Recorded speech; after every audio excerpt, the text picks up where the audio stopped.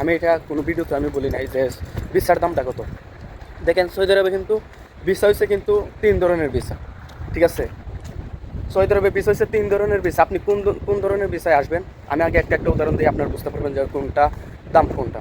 আপনি যদি hello guys, আসসালামু আলাইকুম। আপনারা সবাই কেমন আছেন? আশা করি প্রত্যেকেই ভালো আছেন। তো আরেকটা ভিডিও নিয়ে আমি আমার আপনাদের সামনে হাজির হয়েছি। এবং আপনারা অনেকেই প্রশ্ন করেন, ভাই সৌদি আরবে ভিসা মানে কত টাকা রেট এটা, মানে সব কিছু খরচ বাদে, টিকিট বাদে, মেডিকেল বাদে শুধু ভিসার দামটা কত বলেন। তাহলে আমরা যারা এজেন্সি দিয়ে আসি বা দালাল দিয়ে আসি, ঠিক আছে, তাহলে আমরা বুঝতে পারবো যে ওরা কত টাকা চাচ্ছে, ভিসার দাম কত, আমরা একটা আইডিয়া করতে পারবো আর কি।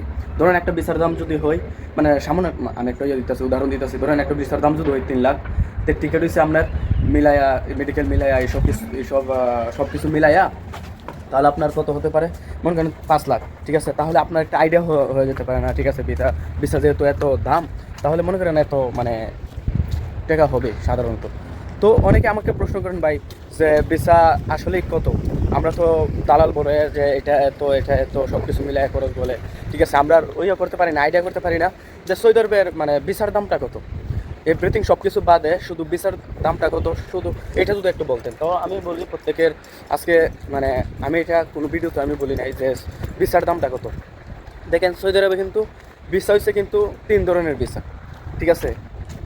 সৌদি আরবে ভিসা হচ্ছে 3 ধরনের ভিসা। আপনি কোন ধরনের ভিসায় আসবেন, আমি আগে একটা উদাহরণ দিই, আপনারা বুঝতে পারবেন যে কোনটা দাম কোনটা।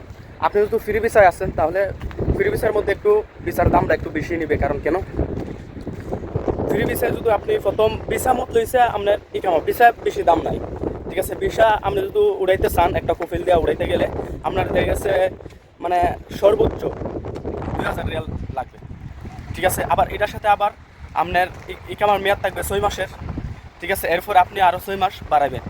তো এমনি দেখা গেছে আপনার 3000 মানে রিয়াল লাগবে। আপনি যদি এখানে আসেন, সৌদি আরবে ভিসা নিয়ে যদি আসেন, তাহলে আপনার 3000 রিয়াল লাগবে। 3000 রিয়াল যা বাংলার 1 লাখ, 1 লাখের কাছাকাছি এরকম। তো এটা হচ্ছে সর্বমোট হচ্ছে ভিসা খরচ, প্রসেসিং সব কিছু মিলাই এখানে। এখন যদি আপনি মেডিকেল করেন বা আপনি কোনো বিমানের টিকিট কাটেন, ঠিক আছে, এর মধ্যে ধরেন আরও 1.5 লাখ, 1.5 লাখ আর 1 লাখ, 2.5 লাখের মধ্যে আপনি ফ্রি ভিসায় হয়ে যাবেন।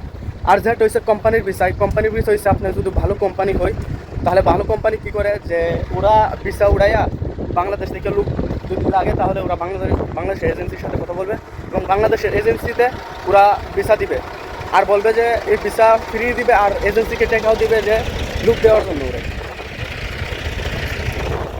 লুক দেওয়ার জন্য বাংলাদেশের এজেন্সিরে টেকাও দিবে, ঠিক আছে। টিকিটের আপ ডাউন মানে টিকিটের পয়সাও দিবে, ভিসার খরচের টাকাও দিবে।